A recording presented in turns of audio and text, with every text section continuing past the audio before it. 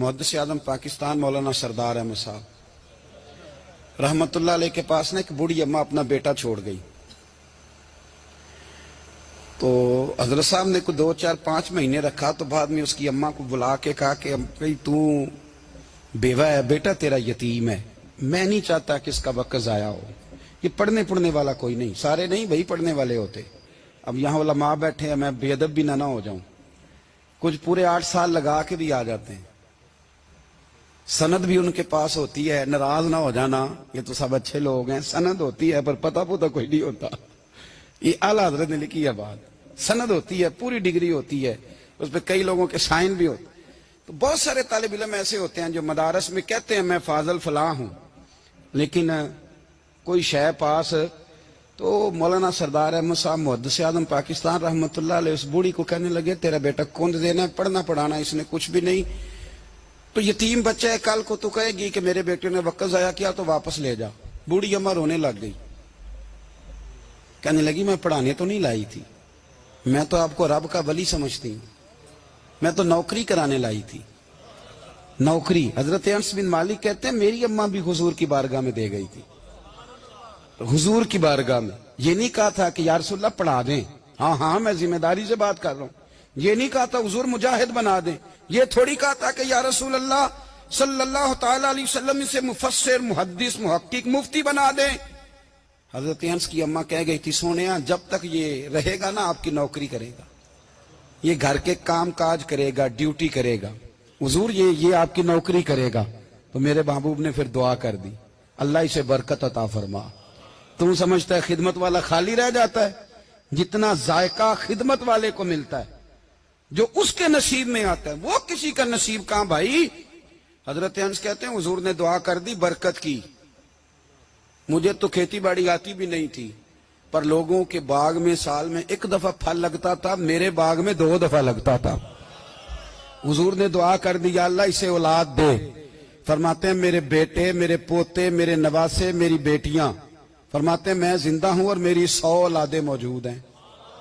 پریشان ہو گیا 100 سن کے کہ بچے 2 ہی اچھے. 100 اولادیں میری موجود ہیں. حضرت انس بھی مولانا سردار احمد صاحب کے پاس نا چھوڑ گئی بچہ. کہنے لگی حضرت جی میں کو پڑھانے کے لیے تھوڑا چھوڑ گئی ہوں، میں تو اس لیے چھوڑ کے گئی ہوں کہ آپ مہربانی کریں خدمت کرائیں. تو حضرت جی کہنے لگے کوئی ایسا کام ہی نہیں، خدمت والا کیا کراؤں. کہنے لگی پٹھے پوا لیا کرو. جی ہوں لڑ پہ کہنے بچے کام کر دیں مدرسے دا. حالانکہ اب کہاں بچے کام کرتے ہیں، اب تو گزر گیا دور، اب تو بچے کام کراتے ہیں. اب بچے بھی ناراض ہو رہے ہیں، گھور گھور کے دیکھ رہے ہیں. صحیح پہ رہا ہوں آپ کو، بچے کام کراتے ہیں، بچے کہاں کام کرتے. کہنے لگی یہ چارہ ڈالے کرے گا آپ کی بھینسوں کو. تو حضرت نے اس کو کہا کہ بی بی چارہ میری بھینسوں کو ڈالنے کے لیے میں نے بندہ رکھا ہوا ہے، تو جا لے جا. کہنے لگی ہاتھ باندھ کے حضور مہربانی کریں رکھ لیں، چارہ ڈالے گا. اور پتر توجہ سے چارہ ڈالنا حضرت کی بھینسوں کو. رونے لگی. حضرت نے رکھ لیا، مہینے کا خرچہ بھی دیتے. شام کو نا وہ سارا دن کام کرتا، شام کو آ کے پیروں میں بھی بیٹھ جاتا. حضرت جی لائیں تیل تھوڑا سا، پیر نہ دبا دوں. 8 سال ساتھ والے پڑھتے رہے، یہ بیچارہ نوکری کرتا رہا. میرا روپ بھی نہیں تے میرا رنگ بھی نہیں، اور مینو یار منان دا ٹنگ بھی نہیں. کبھی کبھی نا حضرت بلال حبشی فارغ ہوتے نا تو نبی پاک کی بارگاہ میں عرض کرتے حضور کوئی کام تو نہیں، سارے ہو گئے، حضور جاؤں ذرا. چلے جاتے. ایک دن سلمان فارسی کہنے لگے یا رسول اللہ یہ بلال کہاں جاتا ہے. فرمایا جا دیکھ کے تو آ. حضرت سلمان واپس آئے تو آ کے رونے لگے. کہنے لگے سونیا جب یہاں سے جاتا ہے نا تو جا کے سیدہ فاطمہ کی چکی پیسنی شروع کر دیتا، بی بی صاحبہ کے کام کرنے لگتا ہے. گھر میں جا کے اسنین کی ڈیوٹی کرتا ہے، وہاں بھی کام یہاں بھی کام. وہ چارہ ڈالتا رہا، اس نے چارہ ڈالا. حضرت محدث اعظم کی بھینسوں کو دستار فضیلت کا وقت آ گیا، سارے پگڑیاں سجا کے آ گئے. آج دستار ہوگی. یہ نہ پیچھے ہو کے بیٹھ گیا، چونکہ پڑھا ہی نہیں تھا تو دستار کاہے کی. دستار تو اس کی جو پڑھے گا.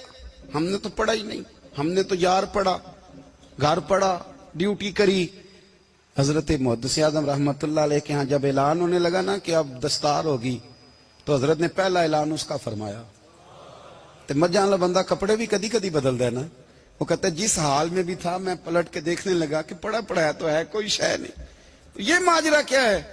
پیچھے سے اٹھ کے آئے تو کہتے ہیں باقیوں کی دستار کسی عالم نے کی, کسی صوفی نے کی, لیکن یہ بھینسوں کو چارہ ڈالنے والا جب آیا تو محدث اعظم نے فرمایا پگڑی کے بال کو کوئی ہاتھ نہ لگائے, یہ ساری دستار میں نے کرنی ہے. اور فرماتے ہیں حضرت بال بھی دیتے جاتے تھے اور آنسو بھی بہاتے جاتے تھے, ماتھا بھی چومتے تھے, اور فرماتے تھے دستار کے بعد چلا تو نہیں جائے گا یار, مجھے تو عبادت بھی نہیں رہ گئی, مجھے تو چابیوں کو بھی نہیں پتا کون سی کہاں رہتی ہے, جائے گا تو نہیں تو رو پڑا, کہنے لگا سونے جائے تو وہ جس کے پلے کچھ ہے ہو, آتا جاتا تو ہے کچھ نہیں, مجھے کس نے رکھنا ہے, میں نے کہاں جانا ہے, ادھر کہاں تو ادھر ہی رہوں گا. وہ اس طالب علم کے سارے استاد بھائی کہتے ہیں اس نے دستار کرائی, پڑھا پڑھایا کچھ نہیں, پر جو مسئلہ اڑ جاتا تھا نا, وہ جو اڑ جاتا تھا نا, وہ جا کے اس سے پوچھتے تھے تو کتابیں کھولنے کی ضرورت نہیں پڑتی تھی.